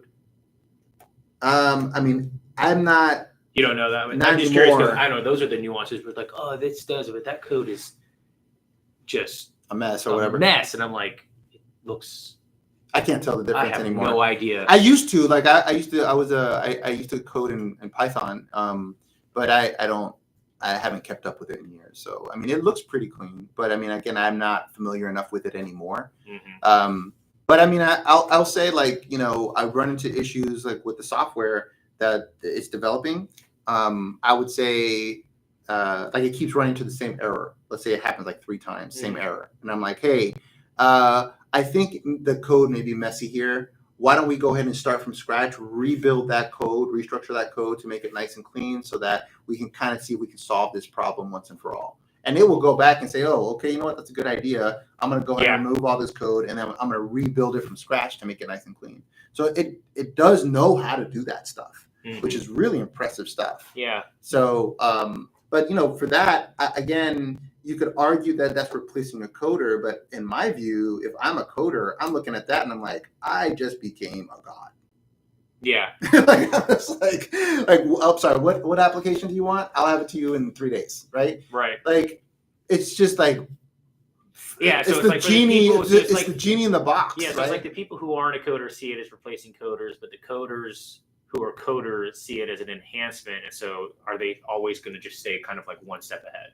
I think so. You know what I mean? Yeah. I mean, that position. I'm not even a coder like that. But I mean, if I were a coder, I could if I were a coder, I'd be looking at this like, oh my god, like that is a game changer. I'm about to take over Apple. Like I have now the capability to because you can have as many agents as you want. You just got to pay for them. Yeah. Right. And then you just say, okay, I'm going to be creating software tools and developing this. And like what I think what's likely going to happen is like now the average person has more capability, right? They can do stuff that coders can do. Coders can now do at a higher level. What they used to do. Correct. And people who couldn't do it now can do it. Right. So now what's going to like elevates everything. Right. And then now what we're going to start seeing is more like software tools are going to become available because now who I am not a coder, can build a software tool. Yeah. And it's relatively inexpensive for me to do it. Right. And then now I have the software tool that I can now sell as a service. Yeah. You know what I mean? So if I can do it, other people like me can do it. Right. And there's not a huge expense involved in doing it.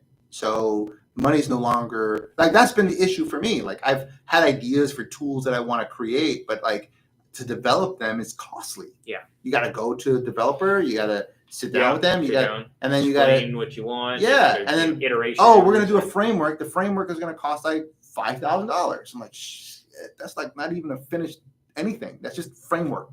Yeah. Like, hey, we're just going to show you what it could potentially do once we decide to finish it at some time in the future. $5,000. Such a long runway that, capital. Yeah. You know what I mean? You're like, oh man, I don't have that kind of, I don't even know. Even if I had the money, I would I don't know if I want to spend that because what if this sucks? What if it's terrible? Exactly. What if it's not anything that way I thought it was going to be? Yeah. What if my idea is terrible? Maybe I'm the problem. Like the idea is just a bad idea. It's going to cost me $5,000 to find that. Yeah, you imagine you build this tool, cost you like $20,000 to build. You put it out to the public, and they're like, "Oh, this sucks." Yeah. No thanks. All right, great. I just lost $20,000. Wonderful. Yeah. School of Hard Knocks. Yeah. So this is basically saying, basically allowing you to be able to build stuff without having that experience. No, I got you. And it may not be perfect. Sure. But you just need like a minimal viable product to be able to see, is it viable? Something that people would pay for? And if it is, then you go to the developer who has the skills to be like, hey, I made this minimal viable product. It works. You need to build on it. We need to escalate this. We need to make this so that, because whatever I build is probably going to be good for it's going to be limited to capacity limits, and it's not built for scale. It's built for, smaller use or whatever. So I would probably need to get together with a developer who's like the magician who says, okay, great. I'll pay you $5,000 to turn this into magic. Right. Or whatever the money is. Right. But then at that point, the developer, if they're like, oh, well, it's not $5,000 anymore. Now it's $25,000. But if I have a viable product, I'm like, oh, well, I'm already making money with this now. It's worth it. I know it'll sell. I'll pay the $25,000. You see what I'm saying? So I think it's going to change the dynamic, in my opinion, of how people operate if they decide to adopt it. Yeah. But you have to be willing to adopt it, and I think that's going to probably be the biggest challenge, is that people are going to have a hard time with AI adoption. Yeah, I agree. You know what I mean? Like, my wife is a super intelligent person, but she just does not like any of that. She thinks that AI is dangerous and could be a problem, and it's intrusive, and it can hear everything you're saying, and it's like, you know what I'm saying? So she has, and I think there's validity in that. Yeah, for sure. Yeah. And I don't think she's wrong, so, but like, I don't want to be the detriment, like, by you not embracing it, is it preventing or solving the problem? Correct. Right. Which it's, so, like, I want to at least understand what's going on, so that I can see, like, well, how can I leverage this in a way that still is respectful of, the privacy that she's looking for, but we can make use of it in some capacity. Yeah. Right. So, so it's just a question of, like, how to adopt those kinds of things, and obviously that's going to make an impact in what the workforce is going to look like and whatnot. So I'm interested to see what that looks like. And I think that because of where we're positioned as a country, we're going to run into employment problems over time, because we can't afford to manufacture. We can't build anything, not anything basic. We can manufacture complex things, but we can't manufacture anything basic. So unless we become a high level, high quality manufacturer of complex things, which that would probably be the only thing that we can probably afford to build, because we're an expensive workforce. I think it's going to be hard for us to keep up. I like steel, aluminum; those have to be tariffed, because those are things that we can get from other countries easily. But from a national security standpoint, we need to be able to have our own steel and aluminum and those kinds of materials. So I can understand those type of industries being subsidized by the government and whatnot, because from a national security perspective, if we were to, God forbid, get into some kind of a major war of some kind, we need to be able to manufacture steel and aluminum and those kinds of things to defend ourselves. So some industries are going to be supported and subsidized by the government for security purposes, but otherwise, and I'm going to say that car manufacturing is probably going to continue to be subsidized. I don't think that's ever going away. And the reason that is because if you can make a car, you can make anything. Yeah, I was just thinking about that, because I was going to ask. I was like, I thought that a few weeks ago you had made mention to a type of manufacturing plant that is versatile in itself, towards, like, you can make, like, tanks and stuff like that. A car manufacturing, if you can make cars, you can make anything. So if you can make cars, you can make tanks. And if you can make cars, you can make. You have to restructure stuff, right? Obviously. But fundamental, the tools are there. Yeah. So you obviously you're going to need a larger platform to build on if you're making a tank versus a car, because tanks are clearly bigger than cars are. But if you can build a car, you can build a tank, or a plane, or a whatever, right? All the tooling is there. You just got to use it for something different. Yeah. So car manufacturing plants, from a national security perspective, is, if you're an investor, that's a good thing to invest in, because that's always going to be subsidized. Because if you need a war machine, your car manufacturing plants are going to be turned into the one who's going to push that out. Yeah, they're going to build all this stuff. So so I do think that car manufacturing is probably going to continue to be subsidized by the government, because there's a national security interest in that. Same thing with, like, core elements like steel and aluminum and stuff like that. So, but everything else, like, that's free market stuff. And, I guess the chips, you can make an argument, are going to be something that's also going to be probably subsidized by the government. But, if we can make complex things that are expensive in general, just because of the nature of the thing that we're building, then we'll probably be okay for some of that manufacturing. But it's still not going to, I don't think it's going to employ everybody. Yeah. So we're still going to run into some kind of issues. They're already talking about, like, what was that called? Universal income options and stuff like that, which it has its own share of problems because people need purpose. People need purpose. So you almost have to I feel like universal income is a problem in and of itself because people need purpose, and if you just give people money for nothing.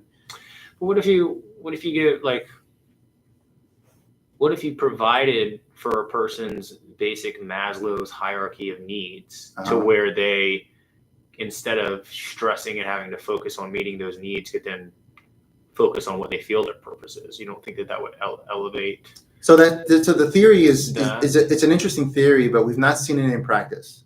So every time, you could use a great example of this is with the native population. Native Indians, they a number of them on a number of different reservations get they get their income, they get a set income, and because there are no opportunities around them and there's no purpose for them, they end up having really high incidence of drug abuse and alcoholism.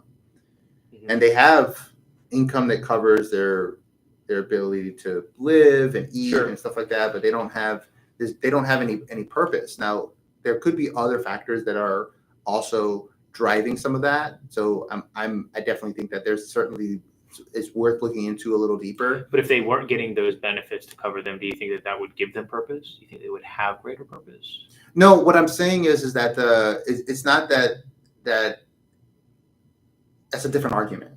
So it's the environment in which they are in. Well, that you think people need something to do. Otherwise, not having a something to do is highly problematic for us as humans. We need a task to be doing. We have to do things, right? We have to have a purpose to do things. Why even people that are ultra rich are usually actively doing stuff. They have all the money in the world. They don't need to work, but they still feel a need to do something. So we need to figure out a way to give people purpose that maybe that ties into their, let's say you do a universal basic income, but maybe it's tied to something. So maybe there is, you still earn it in some capacity where you can volunteer or give back to the community. Kind of like a community service thing. Yeah, there's something that you do and it earns you a basic income to cover your your living expenses and whatnot. But there needs to be something tied to that. I mean, it can't just be a check comes in the mail. Yeah, you got to have something. Well, it's just kind of like why I have my kids in sports and stuff, right? To keep them occupied. Yeah. To keep them doing. You have to have something. Yeah, you just got to have something to do. So I feel like if you just tie it to something, I don't. That's my biggest concern with universal basic income is that if it's not tied to anything, is that really going to help? Because are then people without purpose, are they going to then fall into depression and get into drugs and get into you know what I'm saying? Get into not. But I think people are doing that already, regardless. I don't know if I would tag the universal income to that exacerbating the problem that already exists. No, well, the problem that most of the time, the reason why, so alcohol and drugs tends to be a coping mechanism for stress. Yeah. And typically, the reason why you see lower income individuals and families run into those types of challenges is because the stress levels are usually tied to the fact that they feel like they can't get anywhere. Yeah, they don't have enough income. They're on the hamster wheel. They have, and then they have a ton of debt, and they're not going anywhere, right? So, and they feel the work they're doing is purposeless, right? So, I'm not saying that universal basic income is the cause of that. I'm saying it's not going to solve for that, right? And that if you're going to do universal basic income, that it should just be tied to hey, you give back to the community in some capacity, and then you earn your basic income or something like that, right? Yeah. Where it doesn't have to be like full-time stuff. Like maybe just give like 15 hours a week of community something and whatever that is. It's just not a truly no strings attached scenario. So like there's a, and maybe it's like, and you can choose whatever it is that you want. You pick your activities. Like maybe you want to, go and clean up the park, or you want to go and feed the homeless, or you want to, whatever the case may be. And you can still work. You just have like a basic income. If we have a basic income, hopefully we wouldn't have any homeless people. Well, that's the idea. but remember, homelessness is not necessarily because people are just not working. Like a lot of homelessness is because there's mental. There are mental and then there's no caregiver. So there's a whole. That's a whole other thing. Yeah, a whole other thing not necessarily related to income. It's tied to it, but it's not necessarily. Specifically because there's no income. It's usually because there are mental issues that need to be addressed. So, which is a whole other conversation for us to have, and that we don't have time for today. No, let's. I really like. I think it's we went from tips to unions to AI to what were we just talking about? What do you mean? Universal income. Oh, right. 4 topics. It was a good conversation. Yeah, I enjoyed the union conversation. I thought that was a good part of the conversation. Yeah, actually. Well, hopefully. Someone eventually in some future time will actually hear this. Like, these guys were brilliant beyond their time. Yes. In the archive. Yeah, right. The archive. Someone in the 3256 is going to go back in time and be like, these guys were brilliant. But yeah, let's they died poor and impoverished and with purpose. Before we get on to some other tangential topic, let's leave it for next week. Yeah, absolutely. This was good. All right, awesome. Well, listen, my name's Gus. I appreciate you guys watching. This is Chris. All right, and this is the Anomaly Podcast. We're just two guys talking about things that are happening in our world. And if you guys have any topics you want us to kind of chat about or talk about, or just, we can do some homework on that and kind of have a conversation. Please please share, and please comment below. And we appreciate you guys. We'll see you guys next time. Peace.